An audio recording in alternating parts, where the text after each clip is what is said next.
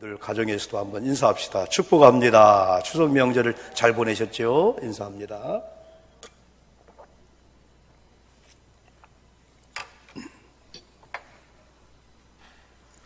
현장에 있는 여러분들과 거리가 좀 멀지만은 우리가 비대면 또 이것도 장식을 했습니다.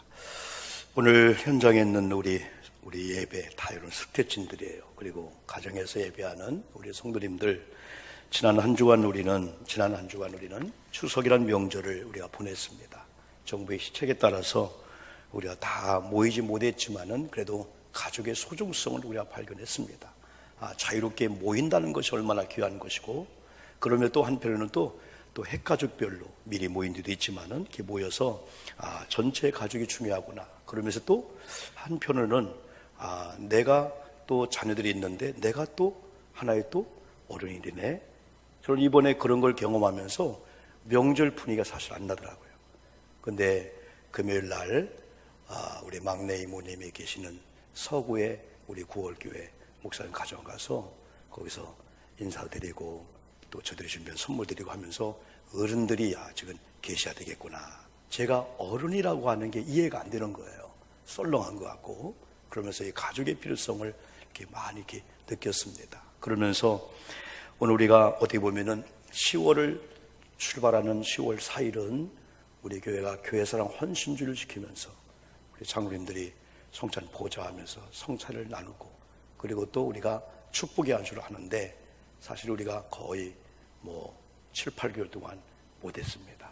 전에 우리가 한번 예배당 송별 예배 드리면서 전으로 한번 했고, 목사로서 참 가장 귀한 것 중에 하나가 성찬을 나누는 거거든요.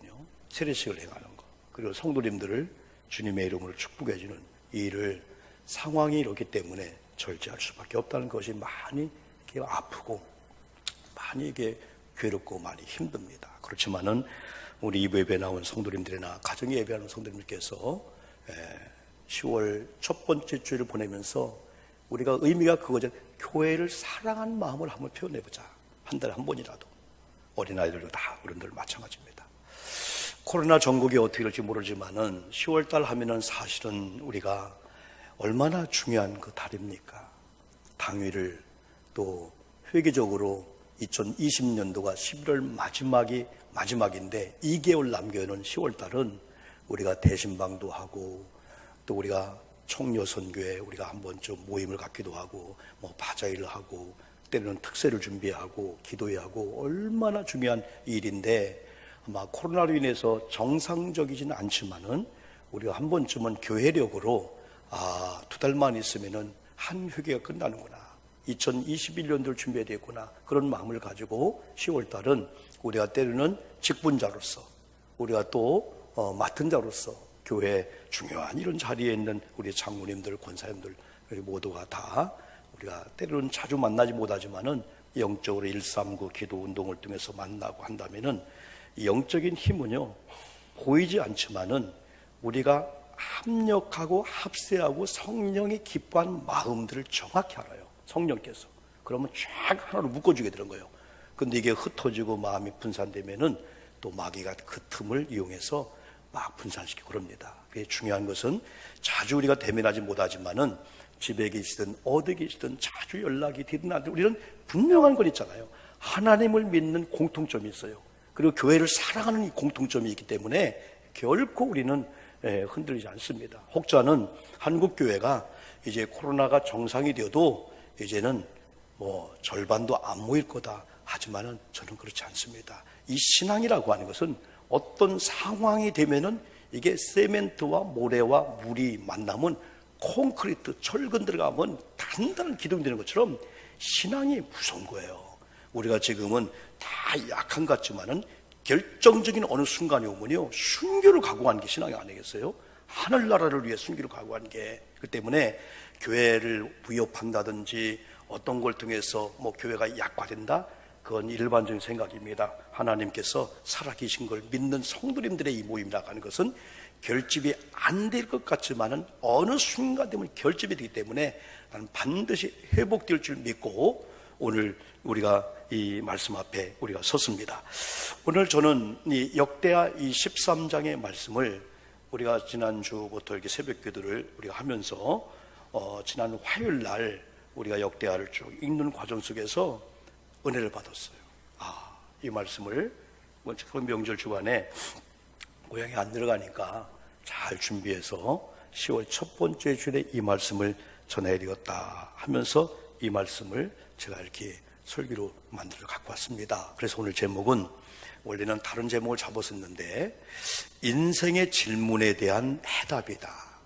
인생의 질문에 대한 이런 대답이다. 이런 제목을 가지면서 때로는 우리가 어려운 질문을 많이 던져야 되고 또 그 해답을 우리는 하나님께 예수님께 있다는 사실을 우리가 믿고 하나님께 질문을 많이 던지면서 말씀을 통해서 기도하며 찬양하면서 우리가 성령의 음성을 듣고 우리의 해답을 얻어야 되고 또 한 가지는 우리 주변에 많은 사람들 가운데 질문을 하고 싶은데 받아주는 사람이 없기 때문에 아예 질문을 안 하고 혼자 고민하다가 해결하지 못하는 사람들 많이 있을 있다는 거죠.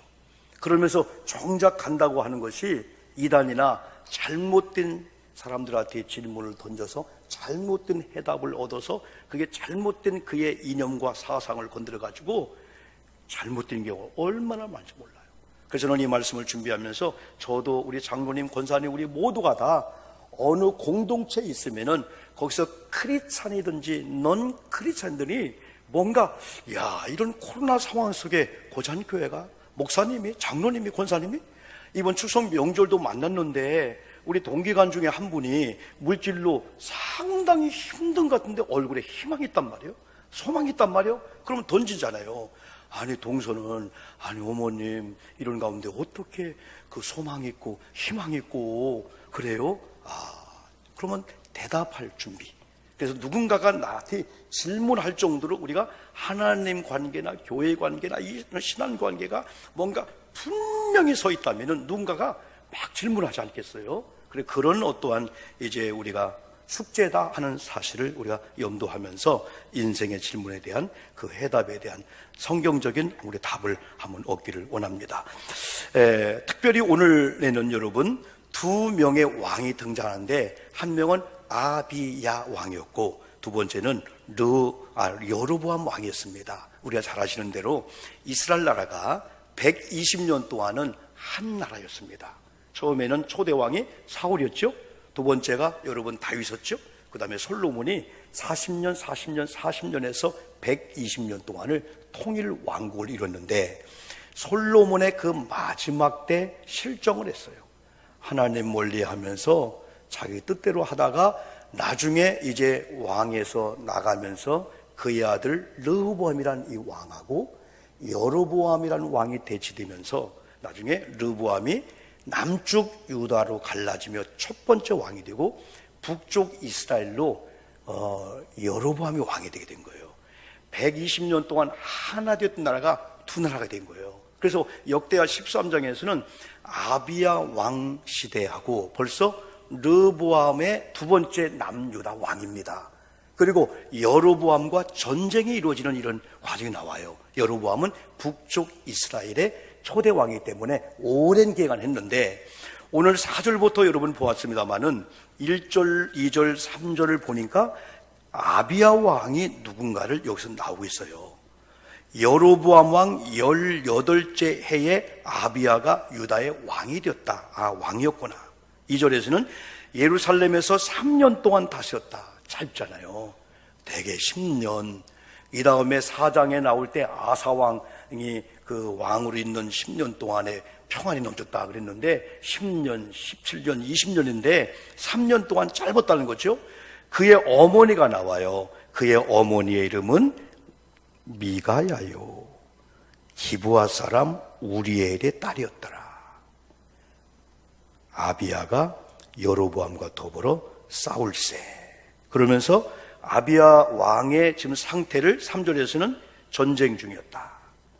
전쟁 중이었는데 아비야가 거닐고 있는 용감한 군사는 40만 명이었다면 북쪽 이스라엘의 여로보암이 거니는 용사는 80만 명이었다.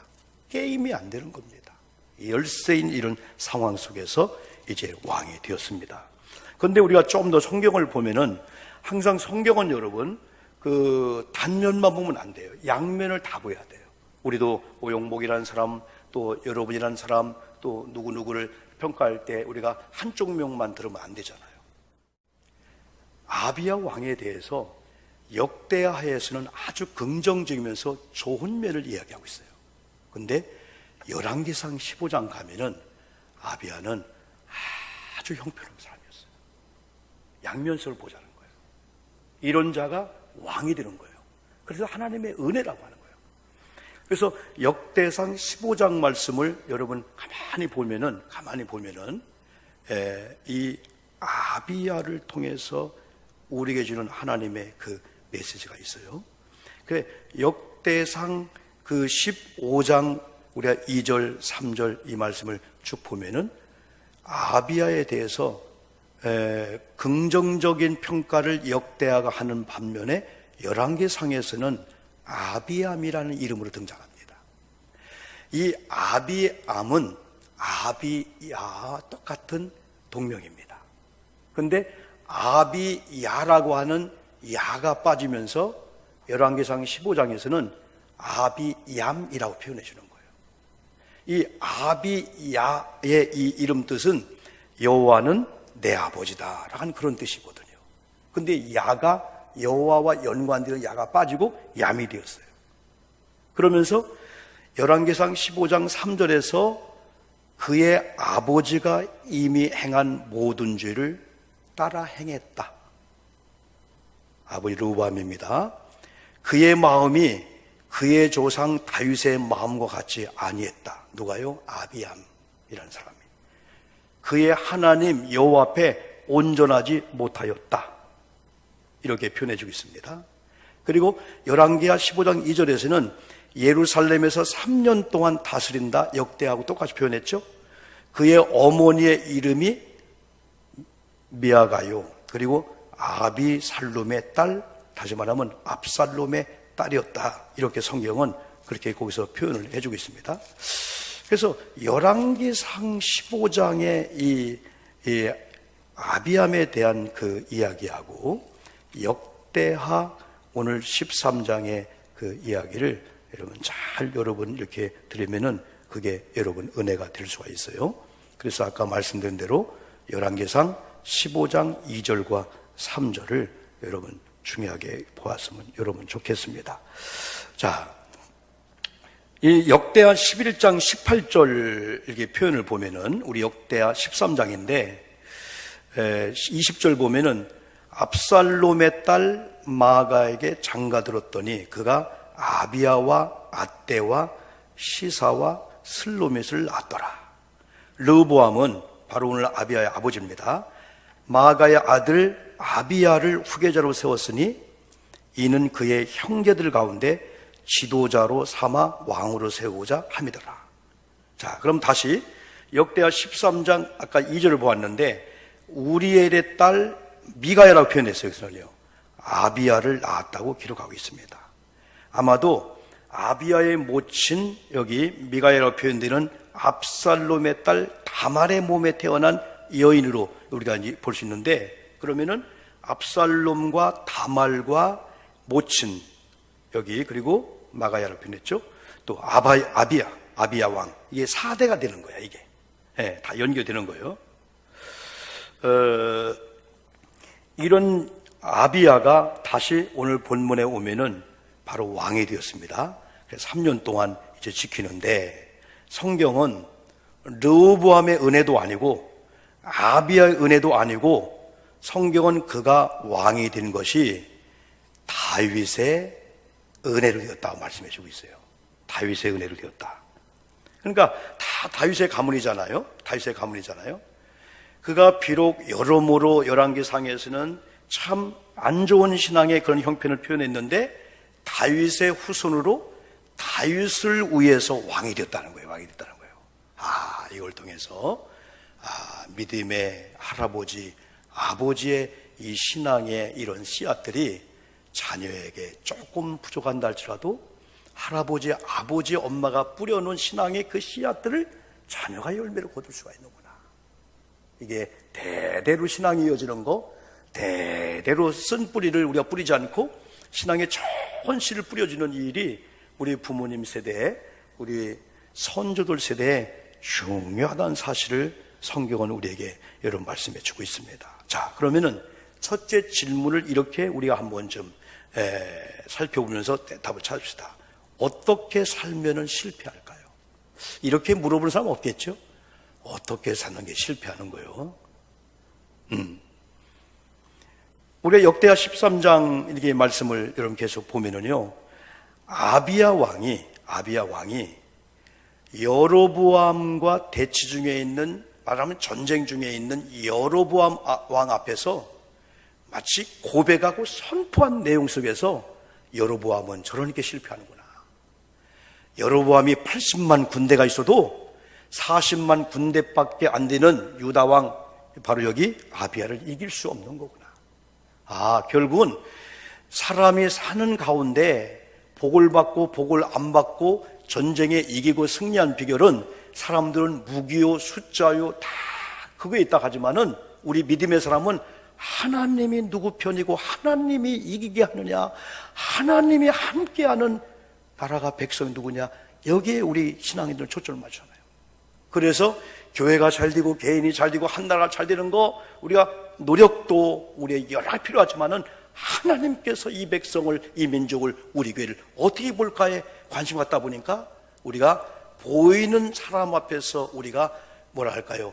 잘 보이는 척, 또 잘한 척, 그거보다도 하나님은 중심을 보시는데 하나님이 이런 상황에서 우리 교회를 나를 어떻게 평가하고 어떻게 보실까?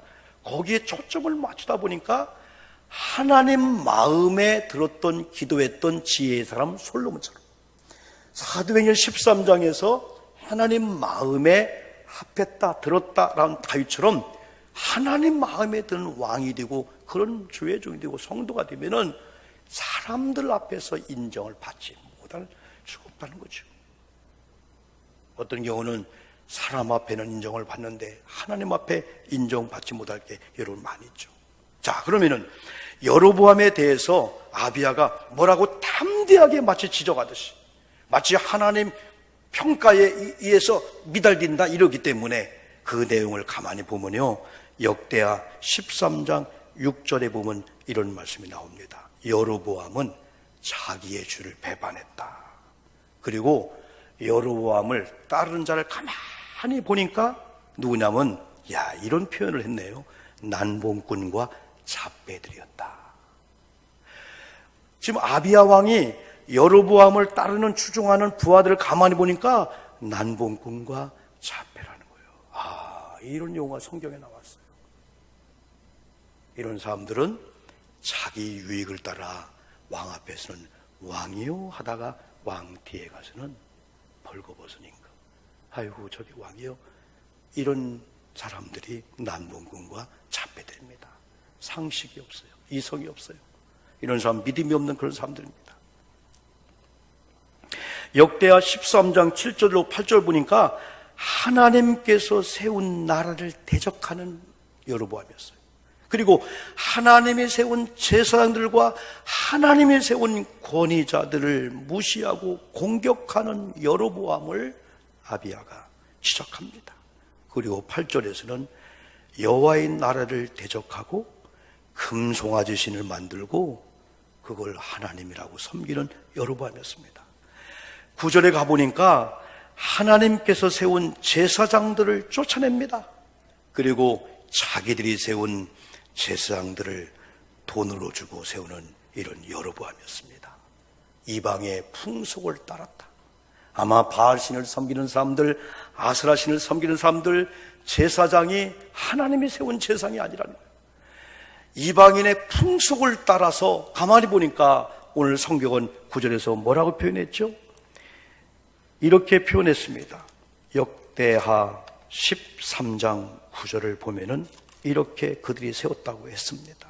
너희가 아론 자손인 여호와의 제사장들과 레위 사람들을 쫓아내고 이방 백성들의 풍속을 따라 제사장을 삼지 아니하였느냐?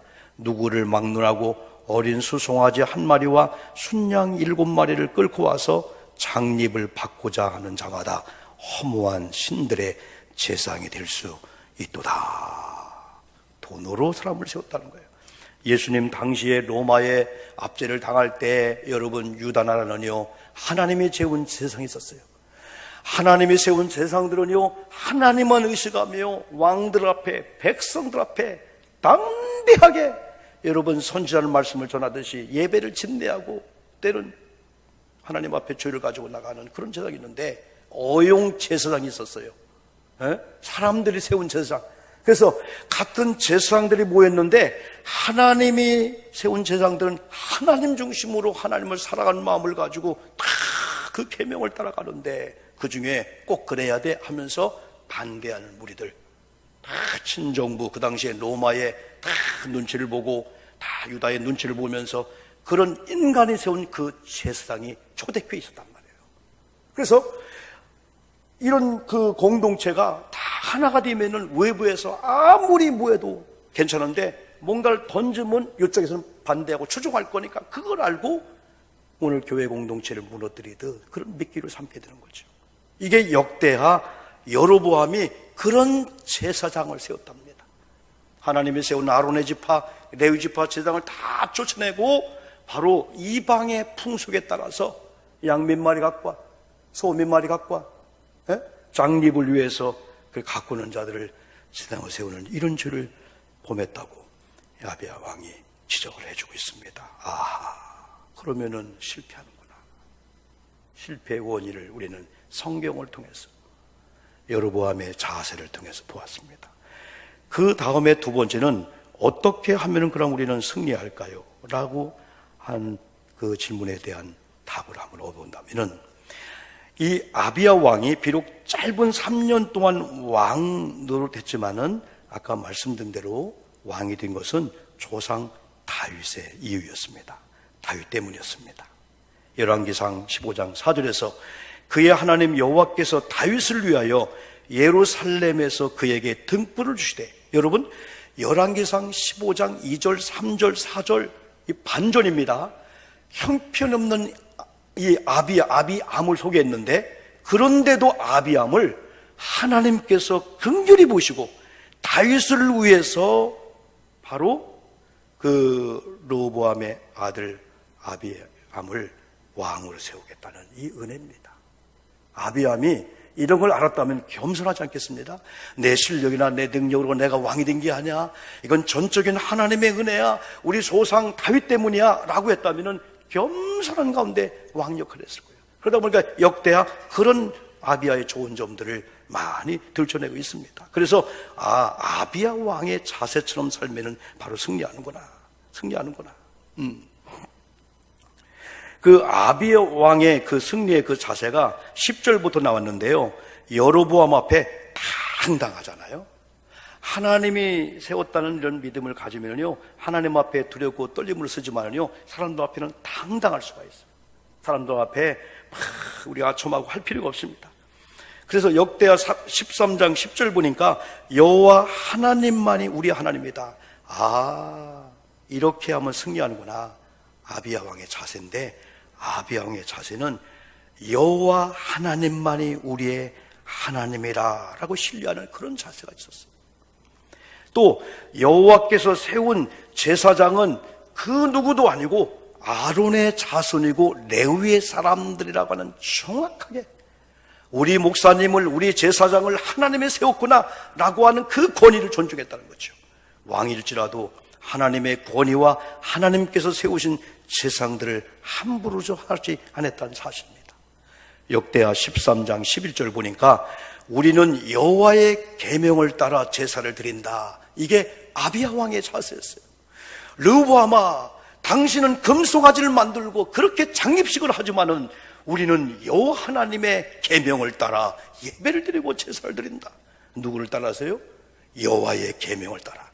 코로나 정황 속에서 우리의 습관과 환경에 따라 예배가 변질되는 게 아니고 여호와의 계명이라면은 내가 계명을 따라, 말씀에 따라 이렇게 예배하고, 코로나 전이나 코로나 중이나 코로나 후나 나는 변함이 없이 평소의 신앙이 이렇기 때문에 하나님 앞에 나와서 예배할 때나 집에서 유튜브 할 때나 통일한 마음으로 예배한다. 이걸 보여주는 게 아비야처럼 계명을 따라 제사 드리는 거거든요. 근데 우리는 하나님 앞에 계명을 따라 제사를 드리는데 여로보암은 오히려 하나님을 배반했더라. 이렇게 여러분 지적해 주고 있습니다. 전쟁이 일어납니다. 전쟁의 승패 이유가 13절로 우리가 읽지 않은 22절까지 나오고 있습니다. 남유다가 승리했습니다. 승리한 이유도 역시 아비야가 아니라 하나님께서 해줬다는 거예요. 18절에서 아비야 왕이 이렇게 고백합니다. 그들이 아비야와 유다 백성들입니다.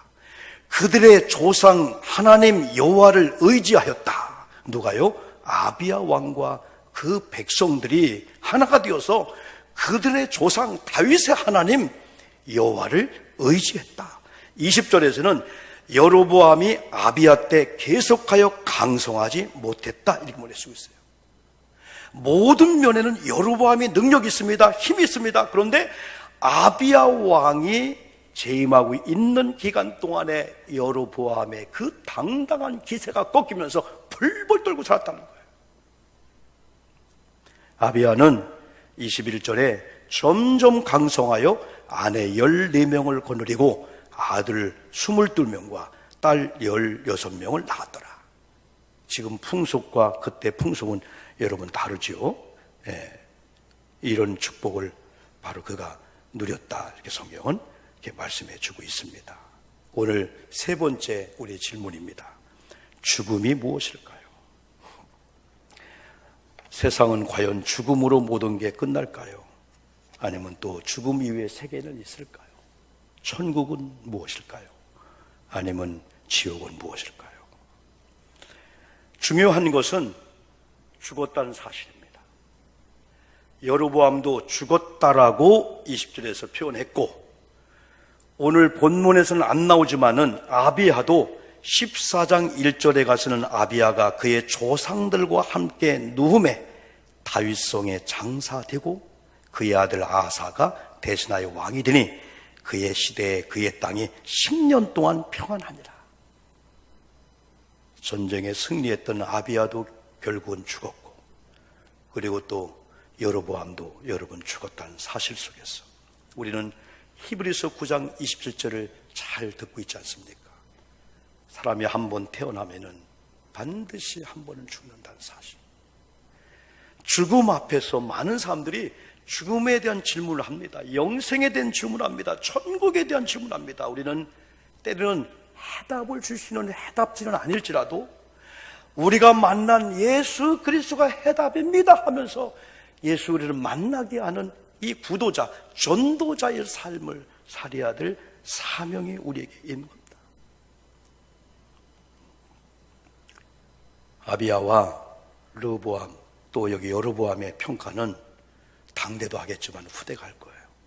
우리 교회에 대해서, 저와 여러분에 대해서 평가 너무 지금 주변에게 맡기지 마십시오.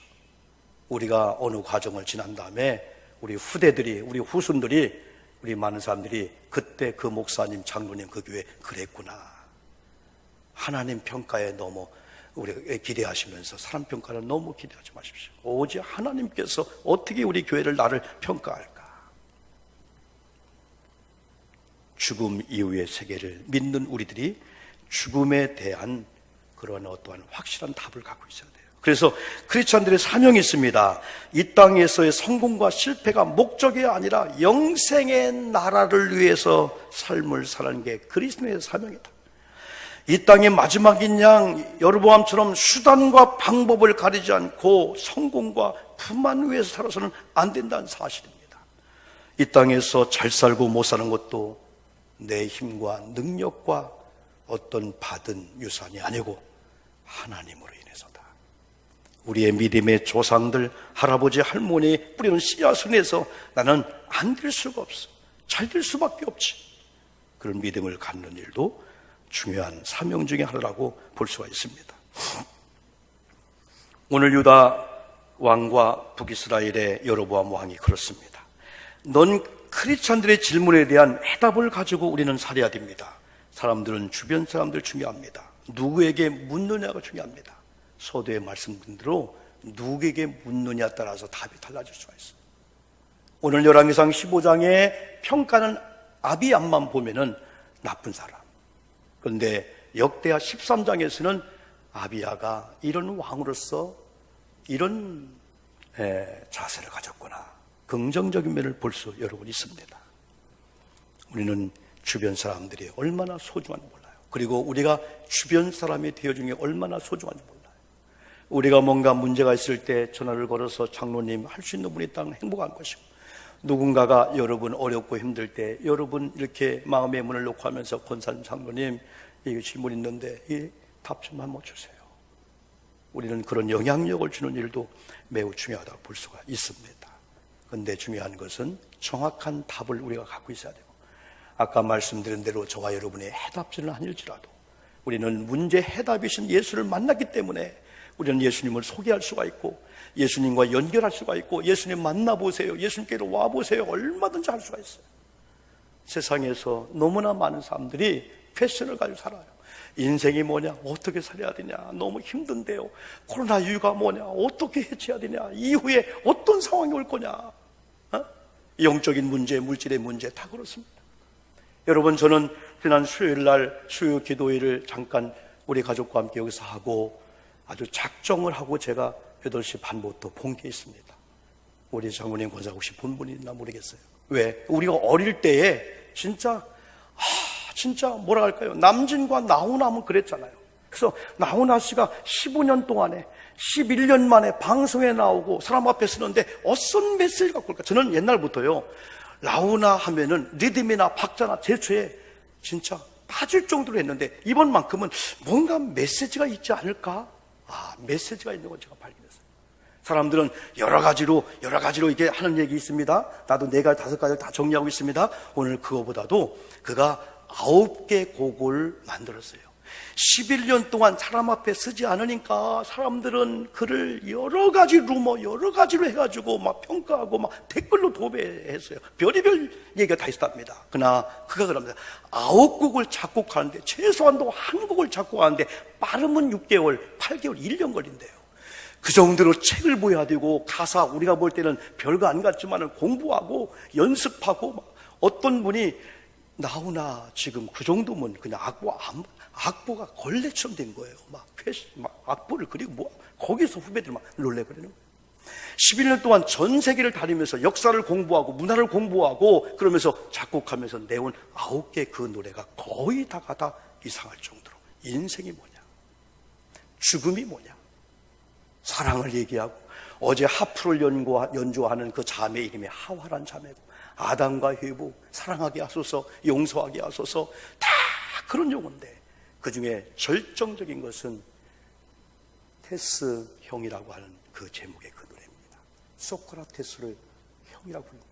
소크라테스는 기원전 399년 전 사람입니다.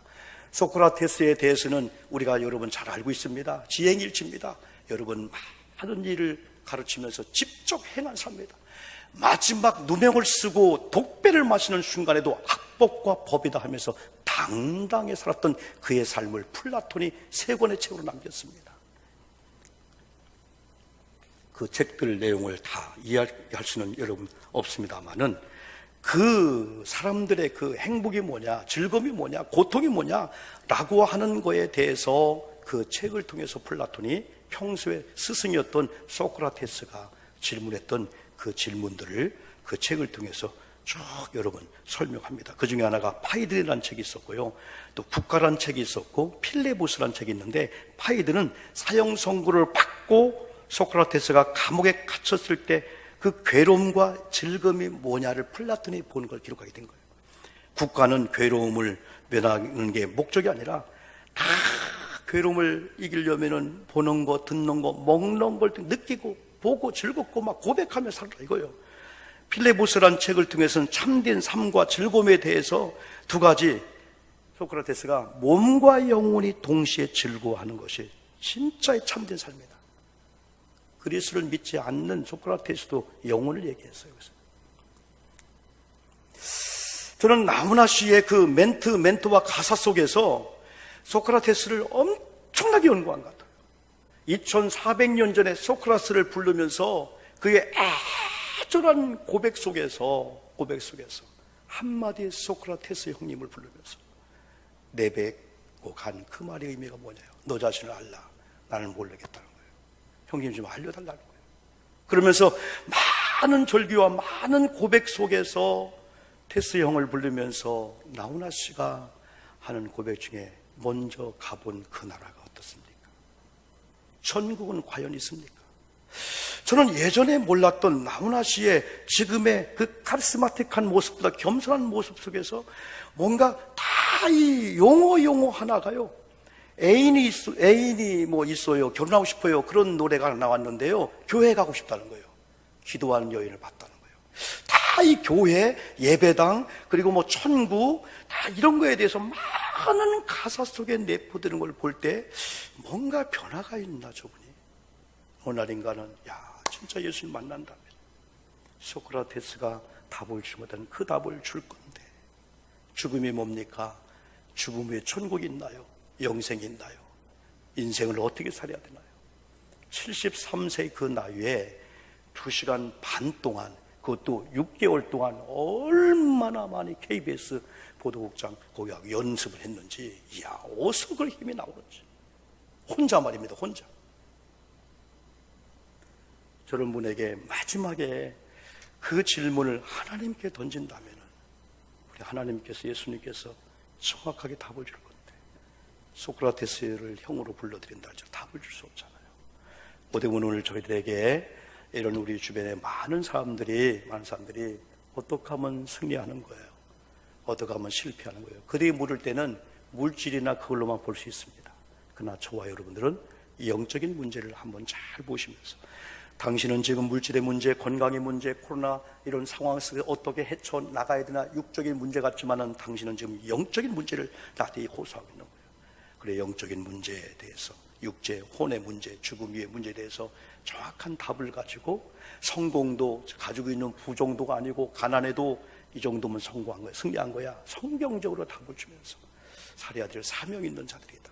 그래서 오늘 추석 명절을 보내고 10월달을 이렇게 준비하면서 한번 중요한 질문을 역대하 13장과 열왕기상 15장을 통해서 한번 던져보면서, 이게 실패 요인이구나, 이게 승리의 요인이구나, 누구나 죽는구나, 죽음으로 모든 게 끝난 게 아니고 죽음은 새로 시작하는 거고 평가가 이루어지고 심판이 있고 축복이 있는 거구나. 누군가 내 주변에 많은 사람들이 나를 바라볼 때 질문을 던지고 싶을 정도로 교회에 대해서, 하나님에 대해서 뭔가 벅찬 가슴으로 살아야 되겠구나. 그러면서 우리가 때로는 정확하게 본대로, 우리가 알지 못하면 성경을 소개하고, 그렇지 않으면 더 좋은 믿음의 장로님들을 소개해 주면서 내 주변에 질문을 끝나지 않고 해답을 얻고 정말 구도자의 삶을 사는 이런 세계를 만드는 일이 중요하다. 그런 의미에서 이 말씀을 전했는데, 저와 여러분들 주님의 이름으로 꼭 승리하시기를 주님의 이름으로 축복합니다. 1, 2분만 같이 말씀 붙잡고 이 시간도 회복을 위해서, 치료를 위해서 같이 기도한 시간을 갖겠습니다. 하나님 아버지, 감사와